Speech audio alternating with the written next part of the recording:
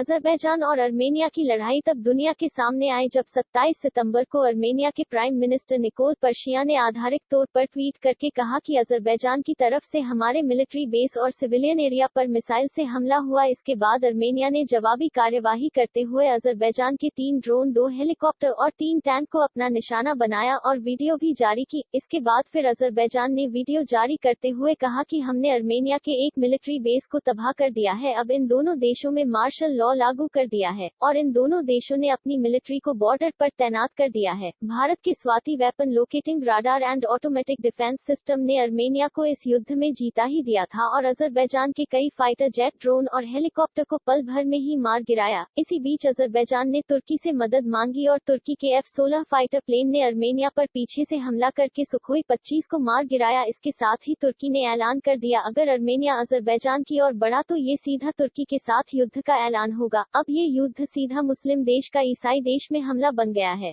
इसके बाद रूस ने भी कड़े शब्दों में कहा अगर तुर्की या पाकिस्तान धर्म के आधार पर आर्मेनिया की आम जनता को अपना निशाना बनाएंगे या आर्मेनिया की जमीन में अधिकार करेगी तो उन्हें रूस की सेना से युद्ध करना होगा। अजरबैजान ने तुर्की से ड्रोन खरीदते ही उन्हीं ड्रोनों से तुरंत आर्मेनिया पे हमला कर दिया था। इससे भी साफ हो जाता है अजरबैजान युद्ध की तैयारी पहले से ही कर रहा था और तुर्की पहले से ही उसके साथ था। अब इस युद्ध का कारण बताते हैं। वैसे तो पहले भी अजरबैजान और अर्मेनिया में जंग होती रही है। ये जंग मुख्य तौर पे अजरबैजान और अर्मेनिया के बीच में स्थित 4400 वर्ग किलोमीटर के नागोर्नो काराबख इलाके पर कब्जे को लेकर हुई है। अभी इस क्षेत्र ने आर्मेनिया का ही कब्जा है। अजरबैजान और तुर्की दोनों मुस्लिम देश, आर्मेनिया जो कि एक क्रिश्चियन देश है, उसके अपनी शक्ति दिखा रहे हैं। अब थोड़ा डिटेल में आते हैं। इसके बाद अब बात आती है CSTO और नेटो की। आर्मेनिया CSTO का सदस्य है जिसमें अभी 6 देश है। CSTO का मीनिंग है कलेक्टिव सिक्योरिटी ट्रीटी ऑर्गेनाइजेशन, या कहे तो किसी एक पे हमला तो सब पे हमला। और तुर्की नेटो का सदस्य है। इसमें अभी 29 देश शामिल है। नेटो का मीनिंग है नॉर्थ अटलांटिक ट्रीटी ऑर्गेनाइजेशन, यहाँ भी सामान ही मीनिंग है। युद्ध में एक का साथ सब देश देंगे। अब यहाँ CSTO और नेटो दोनों की यही कोशिश है कि इस युद्ध को शांत किया जाए, क्योंकि आज के टाइम में सभी देशों की आर्थिक स्थिति ठीक नहीं है। सभी युद्ध से बचना चाहेंगे। अब आते हैं तुर्की पे। तुर्की अपने आप को इतना शक्तिशाली क्यों समझ रहा है? तुर्की ने आर्मेनिया में 1915 से 1923 में लगभग 20 लाख मासूम यहूदियों और क्रिश्चियन को मारा था, वो भी सिर्फ धर्म के नाम पे। और तुर्की इस इतिहास को दबाना चाहता है। इसमें तुर्की का साथ देता है पाकिस्तान। इसके रिएक्शन में तुर्की कश्मीर को पाकिस्तान का हिस्सा बोलता है और पाकिस्तान आर्मेनिया में तुर्की के नरसंहार के मुद्दे में तुर्की के साथ है। यही है इस लड़ाई में तुर्की के सीधे हस्तक्षेप का कारण। अब देखते हैं भारत और आर्मेनिया के संबंध। भारत आर्मेनिया को हथियार बेचता है और आर्मेनिया से साथ भारत के अच्छे संबंध है। तभी मोदी जी ने आर्मेनिया के प्राइम मिनिस्टर को ऊनो के दौरे में ही मीटिंग के लिए बुलाया और तुर्की को संदेश भेजा कि वो पाकिस्तान का साथ दे, भारत को कोई प्रॉब्लम नहीं है। पर अगर वो कश्मीर मुद्दे में पाकिस्तान का साथ देगा तो भारत तुर्की के आर्मेनिया में 1915 से 1923 में लगभग 20 लाख मासूम यहूदियों और क्रिश्चियन के नरसंहार के मुद्दे को वर्ल्ड के आगे उठाएगा। और भारत जैसा इतना बड़ा लोकतंत्र वाला देश अगर किसी मुद्दे को उठाएगा तो उसकी बात को सुना जाएगा। तो अभी फिलहाल जो ये वर्ल्ड वॉर 3 का माहौल बन रहा है उसमें तुर्की ही सबसे बड़ी चिंगारी का काम कर सकता है। पर हो सकता है कि 1915 के मुद्दे को दबाए रखने के लिए टर्की इस बार आक्रोश में कोई फैसला ना ले। जानकारी अच्छी लगे तो कमेंट में जरूर बताएं।